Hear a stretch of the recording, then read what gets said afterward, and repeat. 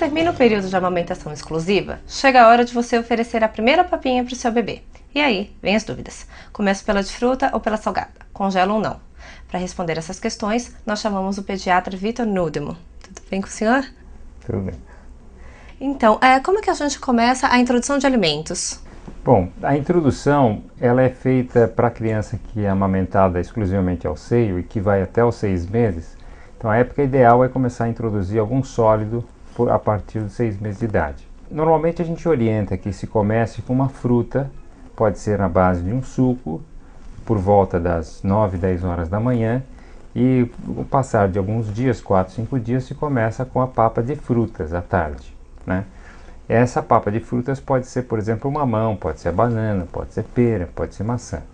O importante, no princípio geral de todos os critérios de introdução desses alimentos, é que os alimentos sejam introduzidos um a um, um separado do outro, e separado mais ou menos por 3 dias.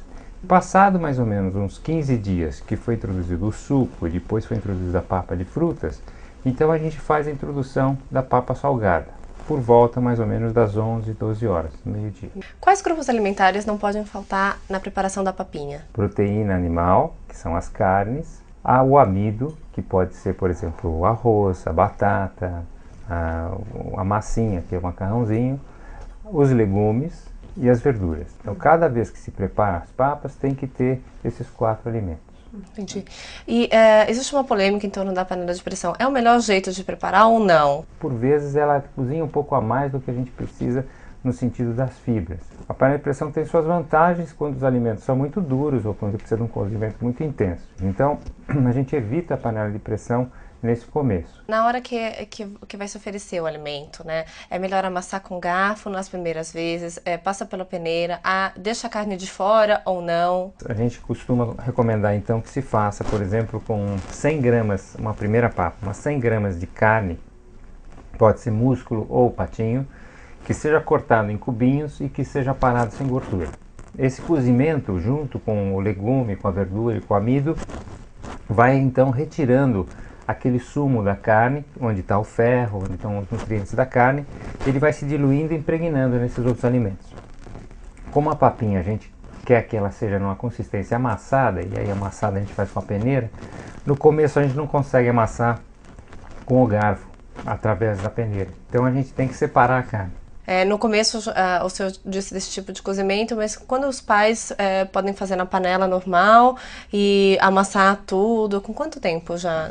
A papinha, a gente começa a aumentar a consistência dela a partir desse primeiro mês, que a gente, ao invés de pedir para passar na peneira, a gente pede para amassar os alimentos com o garfo. E devagar, conforme vão passando esse segundo mês de papinha, a gente pede para separar um pouco os alimentos. E esse prato montado separadamente faz com que a criança se atraia pela comida e se ligue no gosto de cada um dos alimentos. Passado mais um mês depois que você fez esse alimento amassado com o garfo, você já pode pedir para fazer ele picado com a faca. Então, bem cozido, você pica ele com a faca. E aí nessa hora você já pode comprar um daqueles pratos que tem aquelas divisões. E a criança devagarzinho já vai se atraindo até para pegar alguma coisa sozinha. É possível congelar a papinha? É possível congelar, lógico, mas a gente não pede para congelar se você tem a possibilidade de fazê-la fresca todos os dias. Pode dar a papinha industrializada?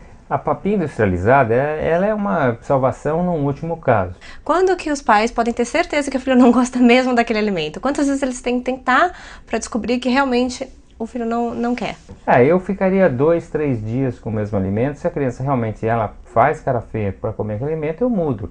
Se é uma circunstância que ela faz para todos os alimentos, então deve ser um momento só psicológico que ela não está aceitando. O fato de a gente poder trabalhar ainda nesse segundo semestre de vida da progressão da consistência faz com que essa criança seja muito bem sociável a partir de 1 ano de idade, porque ela pode frequentar uma mesa, pode almoçar com os pais, pode jantar com os pais e os irmãos e comer uma comidinha sólida que nem tem em todo lugar.